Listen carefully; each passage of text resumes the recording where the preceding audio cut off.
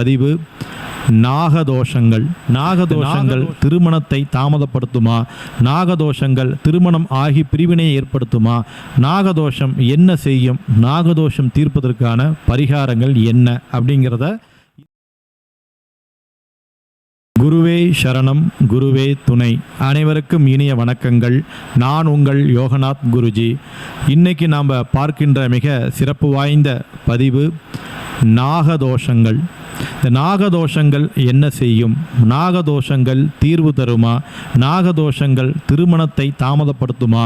நாகதோஷங்கள் திருமணம் ஆகி பிரிவினையை ஏற்படுத்துமா?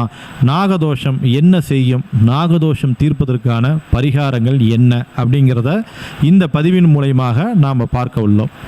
இப்போ நாகதோஷம்னா என்ன?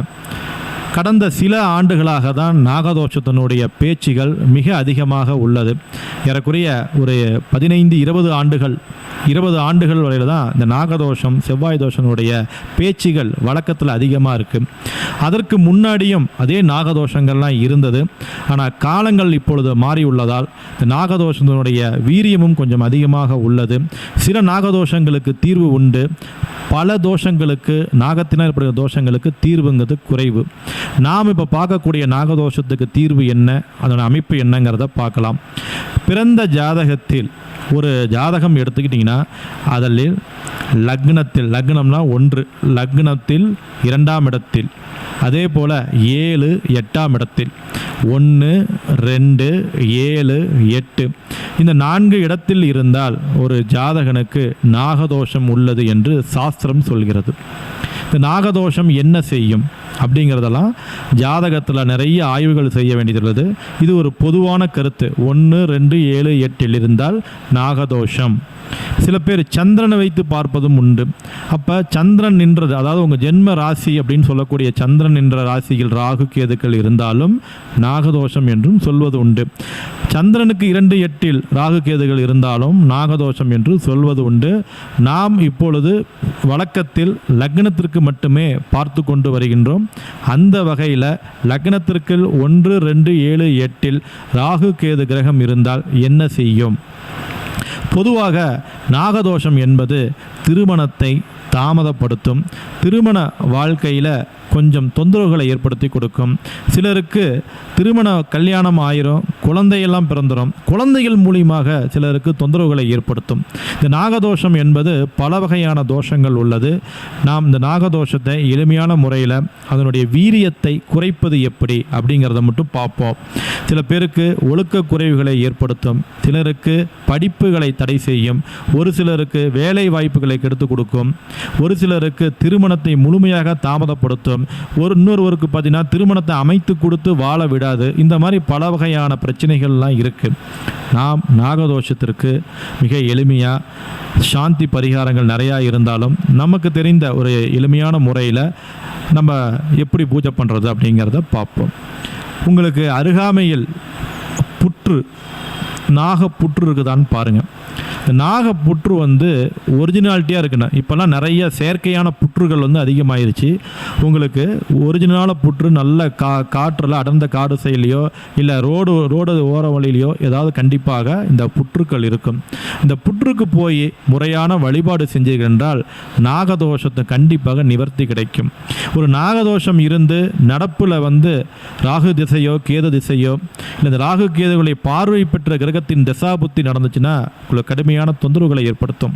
அந்த தொந்தரவுகளிலிருந்து மீண்டு வருவதற்கு இந்த புற்று வழிபாடு என்பது மிகச்சிறந்த ஒரு வழிபாடாக உள்ளது.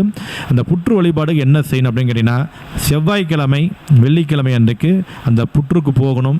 அந்த புற்றுக்கு போயிட்டு நிறைய உங்கள் வயது என்ன வயதளவோ, இப்போ உதாரணத்துக்கு ஒரு 30 வயதுனா 30 தடவை மஞ்சள்லையும் குங்குமத்திலையும் பொட்டு வைக்கணும். அப்போ 30 பொட்டு 30 இடத்துல மஞ்சளை வச்சு அதுக்கு மேலே குங்குமம் வைக்கணும். 30 பொட்டு வைக்கணும். உதாரணத்துக்கு உங்கள் வயது எத்தனையோ அந்த வயதளவு பொட்டு வைக்கணும். அதுக்கு அடுத்து பார்த்தீங்கன்னா மல்லிகைப்பூ ஒரு 7 முழம் மல்லிகைப்பூவை அந்த புற்றின் மேல் சாத்தணும். அதுக்கு அடுத்து பார்த்திங்கன்னா புற்றுக்கு 2 பக்கமும் 2 மண் அகல் விளக்கில் தீபம் ஏற்றணும். தேங்காய் வாழைப்பழம் வைக்கணும், வெத்தலைப்பாக்கு வைக்கணும். அரிசி மாவு பிசைஞ்சி அதில் மாவு உருண்டை என்று சொல்லக்கூடிய அளவில் மாவிளக்கு ஏற்றக்கூடிய அளவில் 2 விளக்குகளை மாவிளக்கு ஏற்றி வைங்க. கொஞ்சம் அதில் நெய் ஊற்றி மாவிளக்கு ஏற்றி வைங்க. அரிசி மாவினால் செய்யப்பட்ட விளக்கு ஏற்றி அப்போது பிரார்த்தனை செய்யுங்கள்.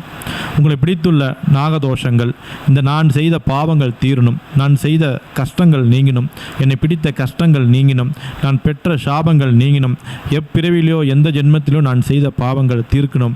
அதனால் இந்த நாகதோஷத்தினால் என் வாழ்க்கை திருமணம் ஆகாமல் இருக்குது, இல்லை திருமணம் ஆகி பிரச்சனையாக இருக்குது, என்ன உங்கள் மனசில் பிரச்சனையோ நாகதோஷம் தீர வேண்டும், நாகத்தினால் நல்ல வழி கிடைக்க வேண்டும், நாகத்தினுடைய நல்ல ஆசீர்வாதம் எனக்கு பரிபூர்ணமாக கிடைக்கணும், நாகதேவதை என்னை வாழ்த்திட வேண்டும் என்று நீங்கள் மனசார ஒரு பிரார்த்தனை பண்ணிவிட்டு நிறைய ஒரு கட்டி கற்பூரம் வாங்கி பற்ற வச்சு அந்த புற்றை 27 முறை சுற்றி வந்து திரும்பி பார்க்காமல் வீட்டுக்கு வந்து குளித்து விட்டு உங்களுடைய அருகில் இருக்கக்கூடிய ஒரு கோவில் விநாயகர் கோயிலுக்கு போய் ஒரு தீபம் ஏற்றி வழிபாடு செய்தீர்கள் என்றால் நாகதோஷத்தினுடைய வீரியம் குறைவதை உங்கள் அனுபவத்திலே பார்க்கலாம். இதை எப்படி நம்ம தெரிஞ்சுக்கிறது அப்படின்னு பார்த்தீங்கன்னா, இப்போ நான் எந்த பரிகாரமும் செய்யாமல் நிறைய விஷயம் தடையாக இருக்கும்.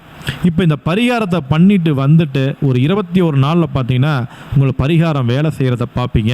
உங்கள் முகத்தில் ஒரு மலர்ச்சி ஏற்படும், உடலில் ஒரு சுறுசுறுப்புகள் ஏற்படும். நீங்கள் எதிர்பார்க்கின்ற காரியங்கள் ஏதோ ஒரு வகையில் வழிவிடுவதை பார்ப்பீங்க. இது நாள் வரைக்கும் தடையாக இருந்த விஷயங்கள் கிடைக்கும். கட்டாயமாக திருமணத்துக்கான பாக்கியம் கிடைக்கும். ஒரு திருமணமாகி பிரிந்திருக்கக்கூடிய தம்பதிகள் ஒன்று சேருவதை பார்க்கலாம். ஆனால் புற்று வந்து சுய புற்றுவாக இருக்கணும், சுயம்பு புற்றாக இருக்கணும். நல்ல அடர்ந்த காட்டுக்குள் இருந்தாலும் அடர்ந்த காட்டுக்குள்ள நம்மளால் போக முடியாது.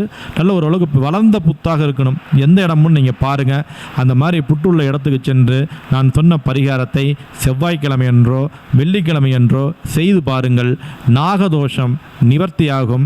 நாகதோஷம் தான் ஏற்படக்கூடிய வீரியங்கள் குறையும். நாகதோஷம் தான் ஏற்படக்கூடிய பாதிப்புகள் நீங்கும் என்று சொல்லிக்கொண்டு இன்னொரு நல்ல பதிவில் சந்திக்கின்றேன். நன்றி, வணக்கம். நான் உங்கள் யோகநாத் குருஜி. நல்லதே நடக்கும், நல்லது மட்டுமே நடக்கும். நன்றி.